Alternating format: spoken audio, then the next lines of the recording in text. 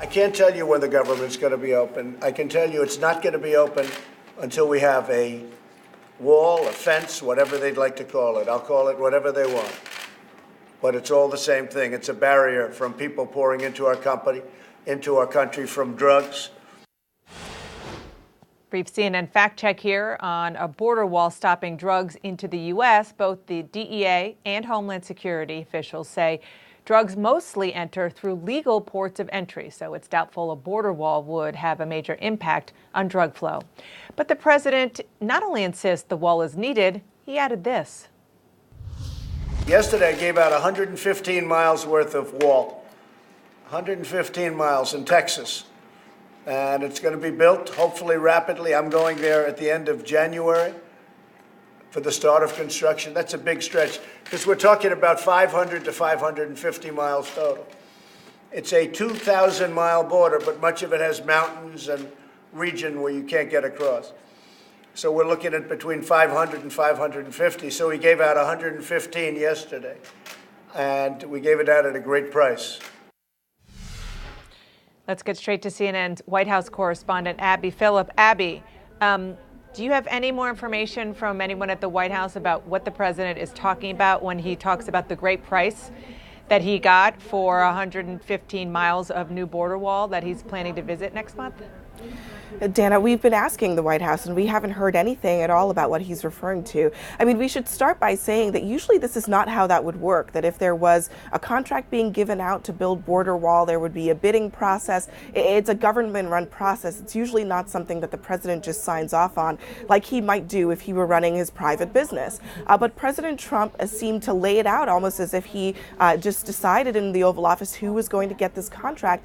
And we still don't know what exactly he's referring to. But all of this is just part of what has been happening over the last several days, which is President Trump trying to lay out the argument for his border wall, both saying that there is already wall being built, but also demanding more money for a new border wall. In fact, he added one element to this today. He said he wants to build new wall or renovate wall by the next election. So President Trump really shifting his language on so much of this conversation around the wall, trying to gain the upper hand over Democrats as the government remains partially shut down. Nowhere in this 10-minute diatribe from the president in the Oval Office today on Christmas Day did he talk about where the compromise might be that might bring an end to this shutdown. In fact, he actually claimed that he had spoken to federal workers who wanted him to keep the government shut down because they understand the need for a border wall. And that's another thing that we don't really have much of an idea of what he's referring to. Where this leaves us, Dana, is that a day 4 of a government shutdown, there does not seem to be any end in sight. And President Trump is digging in his heels on this issue, blaming Democrats and implying that the border wall is going to be the fight that he's going to have, perhaps until Nancy Pelosi takes over the gavel of the House of Representatives in January.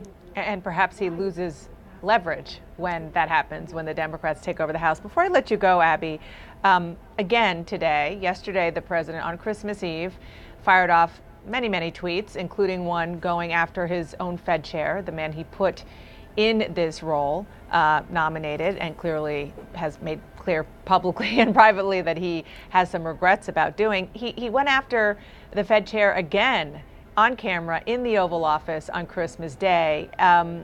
Do you have any sense from people you're talking to that they're trying to get him to stop, given the reaction and the effect that it had yesterday when the markets were open? Today it didn't have an effect because the markets are closed. Well, clearly in this administration, folks are worried.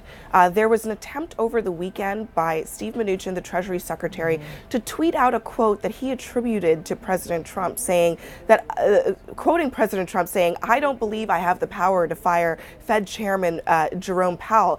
President Trump was basically asked to instill some confidence in his Fed chairman today in the Oval Office, and he declined to do that. Now, it's clear that there's a disconnect between the president and his aides who have been advising him behind behind the scenes repeatedly.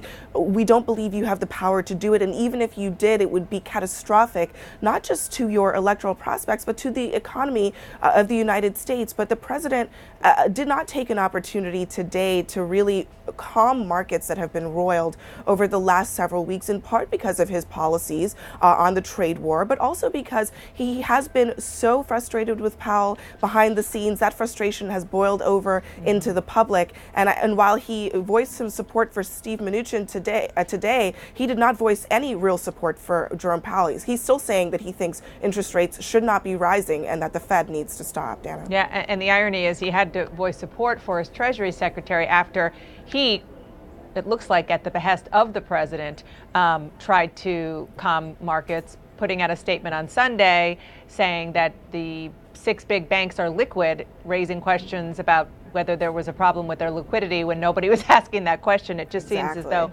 it's a circular problem, let's say, keeping it simple on Christmas Day. Abby, thank you very much. Appreciate it. Let's dive deeper right now on this and more. Conservative writer and CNN political commentator Matt Lewis joins me. Matt, Merry Christmas. Thanks for joining me today. Thank you. Give me your take, first of all, on the strategy, if you even think there is one, at the White House with this shutdown over the border wall. Well, look, I think fights happen when both sides think that they can win. That's true in politics. It's true in the schoolyard. And I think that's why this could really be a protracted, long-term thing. Democrats clearly believe that they're on the right side of public opinion and that Donald Trump has said, hey, blame me if there's a shutdown. Republicans usually do get blamed in most cases for shutdowns, regardless of the merits. In this case, Trump has invited, I think, that attack. But Donald Trump, for him, I think it's about pleasing his base. And he made this promise many times in the campaign that he was going to build the wall. And he's shown that he cares mostly about satisfying his base, and this is the time to do it. So where does that end? I don't know. Matt, have you ever seen a president elected with just a base? Meaning, only one time in 2016. So well, no, but he had a lot of independent support, and he had other support from people who, I guess what you're saying is people who became his base who weren't naturally Republicans before. But my point is that at some point, you know, since he's looking at the calendar and looking at the fact that he's going into an election season and cycle, is this really going to swing it? Well, first of all, I think re-election isn't his only consideration here. It's investigations that may be coming and possibly impeachment. And when those are factors, having a very strong base actually really does matter because you're going to need them to stick with you, especially if things get really dicey. Going into the re-election, though, I think Trump has made this really weird calculation. Any normal, rational politician would try to expand the base and try to win over people. Trump has never done it. And so the only theory, I guess, is that you plan on losing the popular vote and running that straight flush, winning the Electoral College again. Do you see a scenario, having covered these before, where, in next week, I guess, the House is going to be Democratic controlled? Do you see a scenario where he actually gets a win here, particularly when his cards are going to be worse at that point?